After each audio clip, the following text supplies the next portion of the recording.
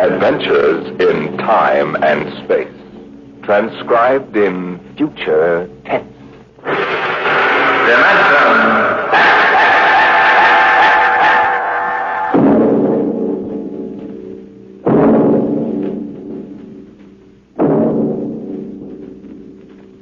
Can you predict what will come in 100 years? Or in 10? Or in the next minute? Some people think they can. Nuclear scientists, mathematicians, astronomers, biologists. They'll predict the shape of the future. Why? Because they make the future. Because they see beyond the known dimensions of time and space into the unknown. Dimension X.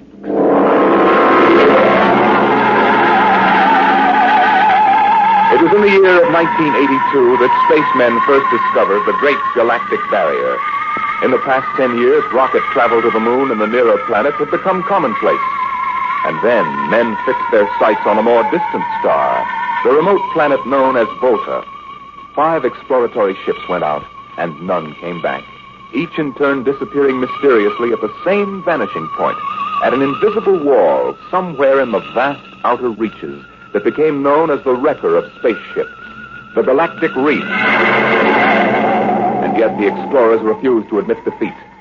It was on June the 2nd, 1987, that the rocket Star Cloud made ready for takeoff, the 6th to attempt to crack the barrier and win through to Volta.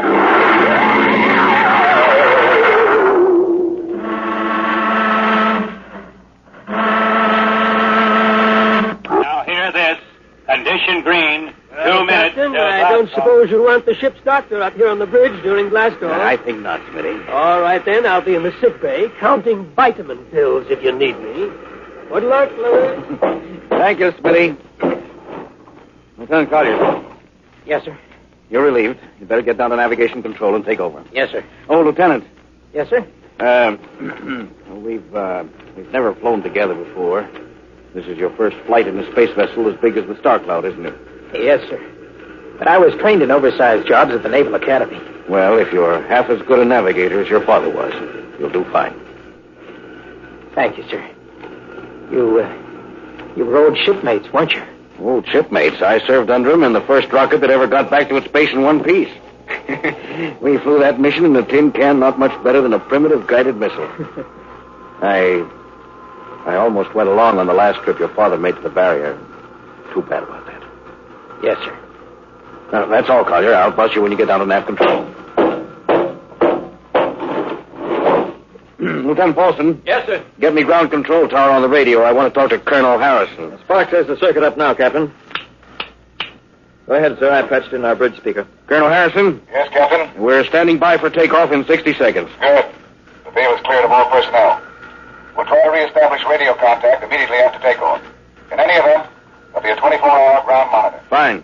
Good luck. I hope you make it. Thank you. Bridge to navigation control. Nav control, Collier. Ready, Lieutenant? We're ready, Captain. The course is in the integrator for takeoff at 1200 hours. All right. Stand by for blastoff. Bridge to engine room. Fire up your rocket chambers. Take off at exactly 1200 hours. I'll read you off. 20 seconds. 19, 18, 17, 16. Condition red. Hold it. We move Condition forward. red. Who turned in that alarm? We uncovered a stowaway, sir. Stowaway. Where, Masters? Hiding in 6th Bay. Dr. Smithson found him. Have him brought up to the bridge. Engine room, kill your rockets and stand by. Listen, this is Colonel Harrison at ground control. What's holding you up? Trouble. What's the matter with you? What's the matter with you? There's a stowaway aboard. Stowaway? Yes, I thought your men were supposed to police this base. What's the matter with you? All right, Captain, take it easy. You know what this delay can do to us, don't you? 1 minute later, takeoff can throw us 1,000,000 miles off course. We'll have to reintegrate the whole work. Well, look, how long do you think it'll take? Don't bother me for a while. I'm busy. Stupid idiots. Captain Thornton. Oh, come in, Smitty. Here's your stowaway. I'll court-martial the... Charlie. Can you use a good radio man, Skipper? See you two have met. Met? The skipper and me made 50 trips to the moon together. Didn't we, Captain? Charlie, if you wanted to come along, why didn't you volunteer? I did, Skipper. They turned me down. What's wrong with you? Acceleration bend. Oh. They said my arteries wouldn't stand another trip. Well, I'm sorry to hear that. But they're wrong, sir. I got one more good trip in me. Now listen, Captain. You know these green kids don't know the first thing about space radio operations. You put a man like me on, I'll be getting you a bedtime story for Mars. Now, listen, Charlie, you know the regulations as well as I do. I can't take you much as I'd like to. Colonel Harrison will murder me for this. Oh, I'm sorry, Charlie. I'll have to put you aground. I'll tell you what. I'll ask Harrison to put you on as ground radio contact. It'll seem as if you were right here with us. He won't do it, sir. He'd better, or I'll have him busted to corporal for letting you sneak aboard. Now, you'd better be off, Charlie. Masters. Yes, sir. I'm sending this man aground. Give him time to clear the launching platform. Yes, sir. So long, Charlie. I'm really sorry. Good luck, Skipper. I thought you were going to have him drawn and quartered. If it'd been anybody else, I would have, Smitty. But Charlie, well, he's kind of special. Been with me since my first command, when we began the regular run to the moon. If he wanted to come along this time, well, it's only through loyalty to me. You know, Lewis, I didn't realize it before, but you're almost human. Bilge. Navigation, Lieutenant Collier, you there? Nav control, Collier. Lieutenant, how badly are we fouled up? Can you recalculate the course, or shall I cancel the takeoff? I've already plotted a new course on the integrator, sir. Good. Can we take off in exactly 2 minutes? 2 minutes? Yes, sir. If we can, all we need to correct is for only a 1 degree deflection. I can do that before we breach the stratosphere. That's quick work. Are you sure? Positive, sir. Well, all right, Collier. I'm putting it in your hands. We'll blast off on your signal. Lewis, isn't that a lot of responsibility for a young green officer? Yes, but if he can't do his job, I'd rather find out now than at the galactic barrier. Bridge to engine room. Prepare to blast off on navigator signal.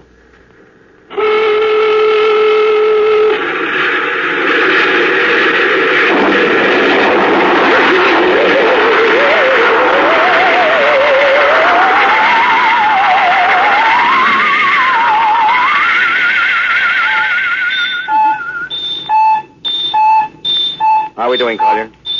Coming on the bearing, sir. 4, 3, 2, 0. We've intersected the course vector. Good work, Collier. The course is corrected, sir. Ready to go into atomic overdrive anytime you say. All right, stand by. Now hear this. Now hear this. Prepare for maximum acceleration. Bridge to engine room. Kill your rockets. Rockets out. Fire up number 1 cyclotron. Number 1 ready. Fire up number 2. Number 2 ready. Withdraw your dampening rods. Aye. Fission chamber ready. Blast tubes cleared. All generators operating at capacity, sir. Right. Go into overdrive on the count of 0. 5 seconds, Captain. 3, 2, 2, 1, 1, 0. 0.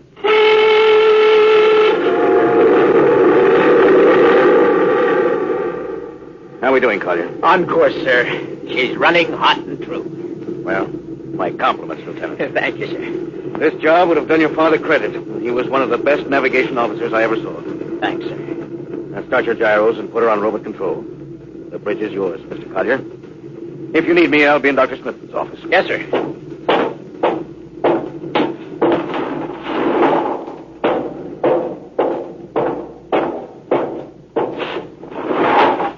Well, Lewis, I see you got us off the ground. You can thank young Collier for that.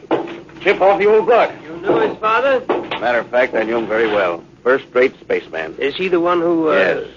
He was lost in the galactic barrier on the second ship we sent out to Volta. Lewis, just what do you think this galactic barrier is? Oh, your guess is as good as mine, Doc. All I know is that 5 ships have gone into it. None of them have come back out. How about Miss Strubik's theory that it's a time warp in space, that the ships reach it and slip into another dimension? Rubbish. My theory is that the galactic barrier is nothing more than a radioactive layer of some kind. What makes you say that? Well, we know that radar signals bounce off it like they were hitting an invisible glass wall. And we know that it destroys our ships and crews in some way. There's no other logical explanation. What makes you think we can get through it, Lewis? Because we're ready for it. The others weren't. The entire hull is completely shielded with lead. We can crack through any radioactive cloud ever detected. Besides, we're equipped with some new UHF radio devices that should enable us to maintain radio contact with Earth. Nothing can happen. Absolutely nothing. Who are you trying to convince? Myself, I suppose. Lewis, you've had your share of glory. First skipper to reach the moon back in 1962. You could have retired. Why are you risking this trip? Because 5 ships are missing. And men like Prentice and Marketson and young Collier's father. I'm tired of seeing good men fed into that meat chopper. Then why are we going? We haven't any choice, Smitty. We're in a race, the kind of race where men and ships are expendable. According to Interspace Code, the first nation to reach Volta can claim it. Personally, I want no part of it. Doc, there are a dozen nations who feel very differently about that. I know. You're right, of course. Well, at least it won't be boring. I'll have to play physician morale builder and mother substitute for 112 slightly nervous men. Your morale doesn't sound too good, Doc. As morale officer, I can state without fear of contradiction, it is terrible. And something tells me that as we approach that galactic barrier, I'm not going to be alone.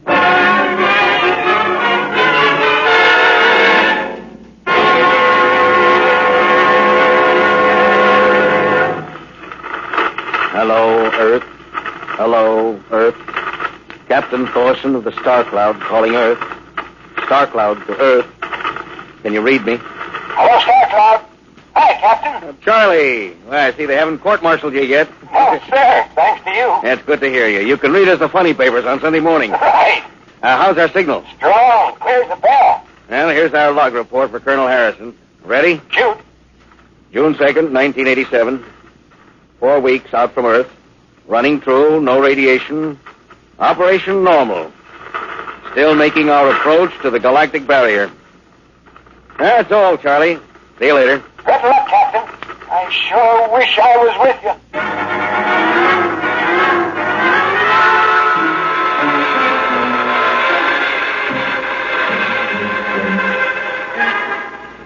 How's the morale, Smitty? Well, the men know we're getting closer to the barrier. They're beginning to show a little tension, Lewis. How's their physical condition? Any sickness? About half the crew has come down with space flu. I was afraid of that. Bad? Oh, same as usual. Lips and hands with a bluish cast. Eyes are sensitive to infrared. I don't know. When I first started flying these tin cans, nobody ever heard of space blues. There's a theory it's caused by the terrific acceleration of the atomic overdrive. The change in gravity affects the circulation. And what do you think? Oh, I think it's psychosomatic. I've noticed that the same men who get space blues under tension on a ship tend to get blue coloration back on Earth when they're upset. I guess it's an occupational disease of space navigators. You think it's just nerves, then? I don't know. Young Collier's got a bad case. Yes, I think it's tension from overwork. Yeah. Maybe you need some vitamins. Lewis, when will you realize that vitamins are not a panacea for all the troubles of mankind?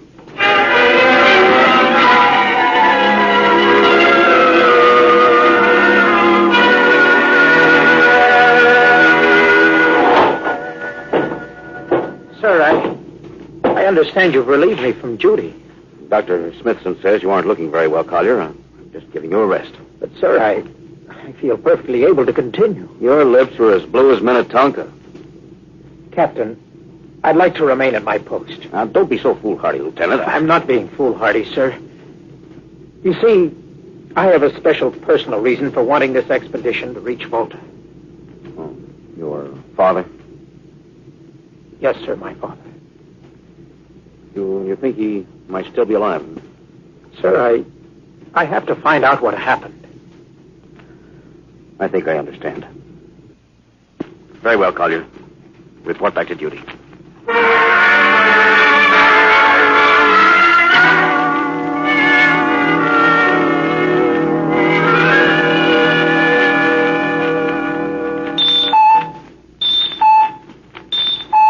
What's the reading, Paul? We're getting a +5 radar bounce now, sir. It's coming off the barrier almost as fast as we send it out. What's the interval? 0.3 of a second. Shortening steadily. This rate will hit the wall in the next few minutes. All right. Alert the crew. Sound general quarters. Now, hear this. Condition red. We are now approaching the galactic barrier. All hands to stations. All radiation detectors to be fully manned. Full security will prevail until further notice. That is all. Paulson. Aye, sir. Radar bounces up to +6. We'd better try to make final contact with Earth. Is Spark still trying to raise the bait? Yes, sir, but he's not having much luck. Seems to be some misinterference. Well, that's the radio room now. Yes? You've got him? Cut in on the bridge speaker. The captain will take it from here. Hello, Star Cloud to Earth. Can you hear me, Earth? Hello, Skipper. I can barely read you. We're getting heavy static from sunspots. That's not sunspots. We're right on the galactic barrier. Getting a +7 radar bounce. Expect to hit the barrier almost any second now. Good luck, Skipper. Look, Charlie, stick with us, will you? We're switching to the automatic center now so you can track us in. Okay. If we crack the barrier and come through still in one piece, I'll try to get back to you on the high-frequency band. Gotcha, Skipper. Don't worry. I'll be waiting. So long, Charlie. So long, Star Cloud. We must be getting awfully close now, Captain. Echoes bouncing back so fast, it's almost beating the signal. Well, when they coincide, hold on to your hat. That's when we run into the wall. Any second. Hold on. Here goes nothing. Here it comes.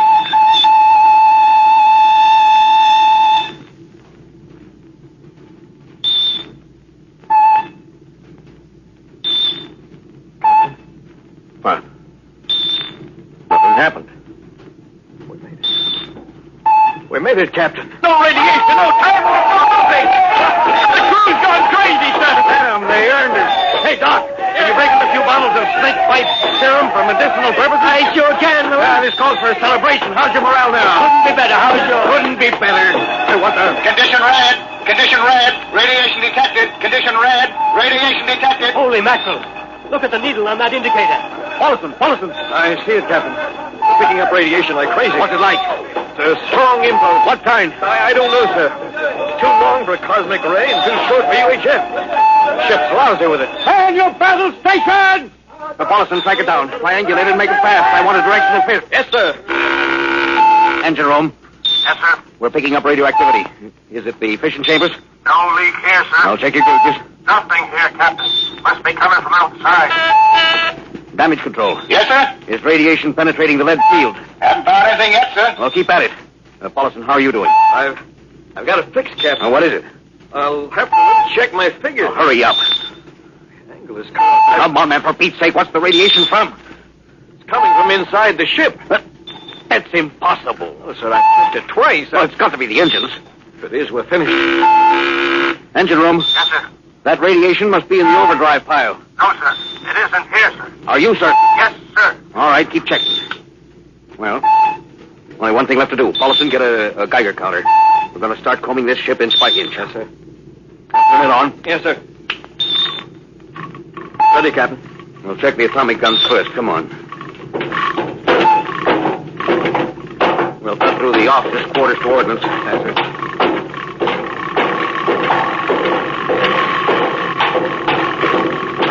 Through here. Wait a minute, sir. Huh? What is it? Signal's weaker now. Yeah. Let's go back.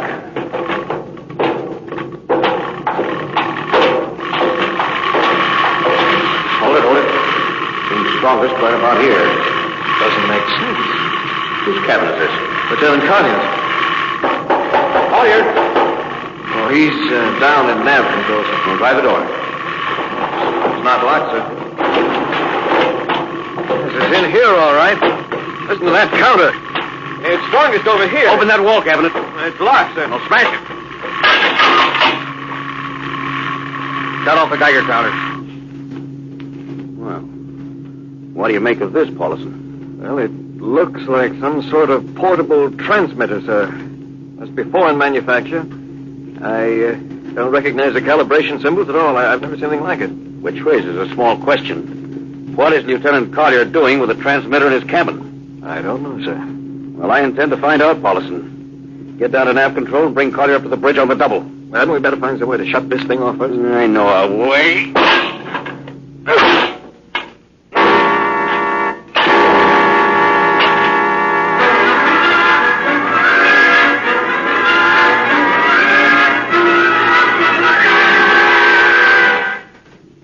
Lieutenant Collier, I'm going to ask a few simple questions. Yes, sir. And I want a few simple answers. Yes, sir.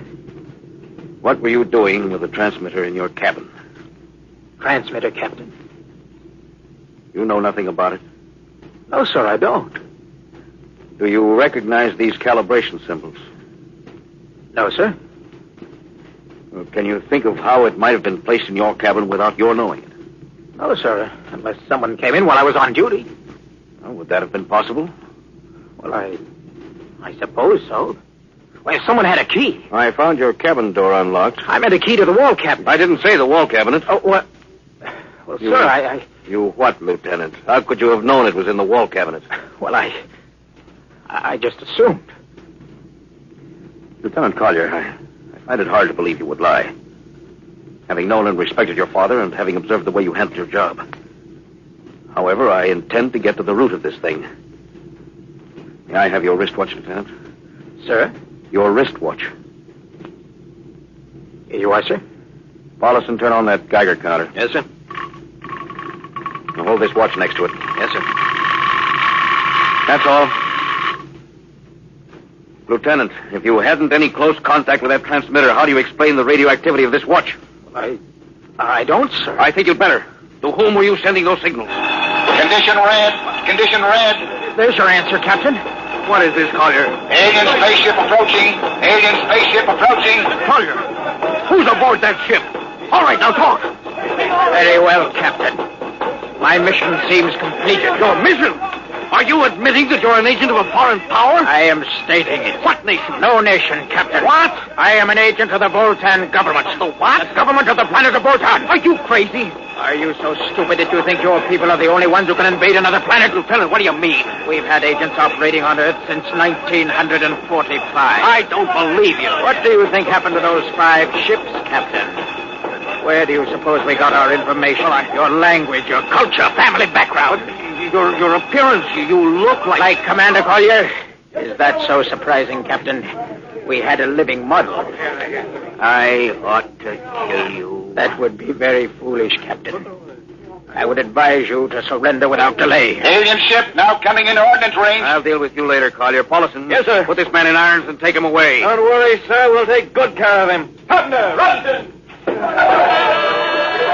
Gunnery. Gunnery, Atkinson, What's the range? 10,000 meters. They're closing fast. What's your guns on radar tracking? Tracking. Coming on the bearing. Fire. Fire, Richardson. Did you hear me? Fire! What's the matter down there? Did you hear me? Richardson, answer me! What? Who? It's no use to shout, Captain. Collier.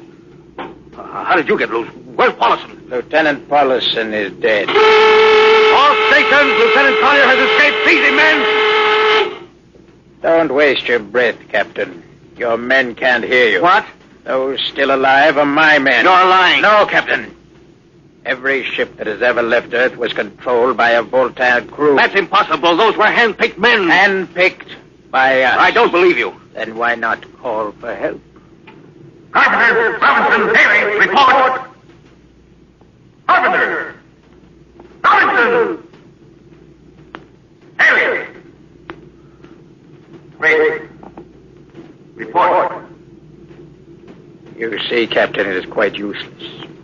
The Star Cloud will be taken to Volta for, shall we say, further experimentation. I see. Of course, there's one thing you haven't counted on. And just what is that, Captain? This...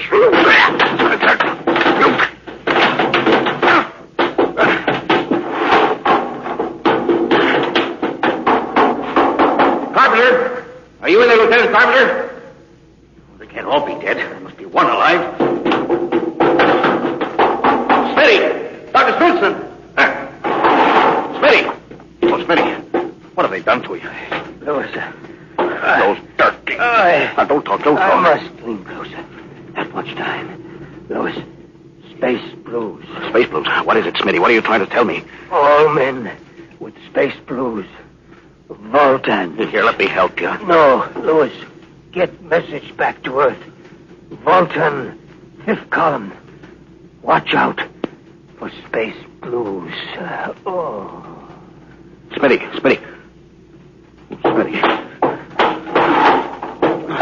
Captain Thorson, you can't hide from us now. Come back to the bridge and surrender, or my men will come and get you. Oh, yeah? Captain Thorson.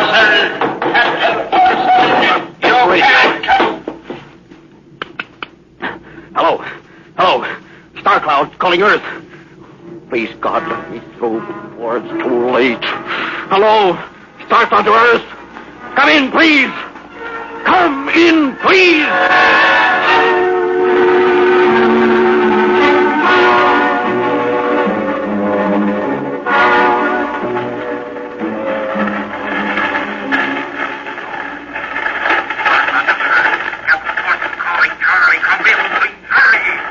Hello? Can you hear me, Charlie? Skipper, is that you? Getting my signal? It's coming in a little louder now, Skip. Keep sending. Thank God, Charlie. Now listen to me. Not much time. Get word to Colonel Harris. Crew, mutiny. Most of crew members, Voltans. What? Voltans. Spell that. V-O-L... Voltans? That's right. They're from the planet Volta. Skipper, are you all right? Look, Charlie, this is serious. They'll beat you any second. Now listen, they have a fifth column on Earth. They're planning to invade you. You don't mean it. Of course I mean it. Now tell Harris. Posing as humans, you can detect them by space blues. He got that? Only Voltans get space blues. Charlie, can you hear me? Space blue. I get you. That's like you get, Charlie. That's the thing. You warn everybody. Captain? Open the door. Come on, Charlie. Come on. Captain! Captain Thorson! Hello? Hello, Star Cloud! Come in! What's the trouble, Sergeant? I was just trying to raise the Star Cloud, Colonel. Had any luck? No, sir. No contact. No contact. No, sir.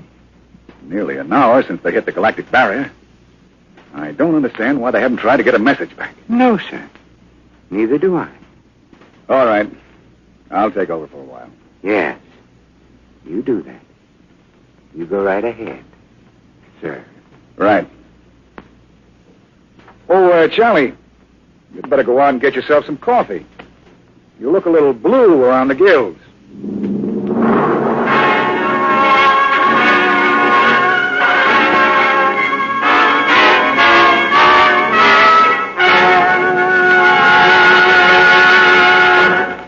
You have just heard No Contact, an adventure in time, space, and the unknown. The world of...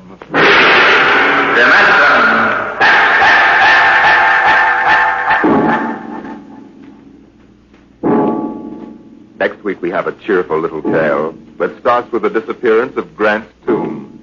It's about a veteran newspaper reporter and a strange little man who calls himself the world's greatest genius. You'll hear all about it next week at the same time when we present The Professor Was a Thief.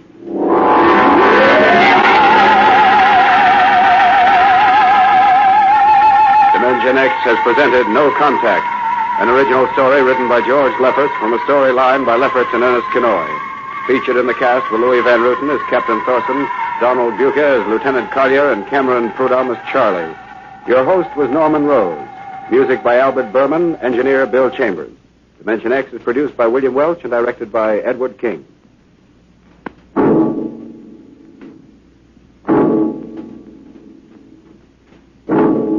Stay tuned for the remarkable Quiz Kids on NBC.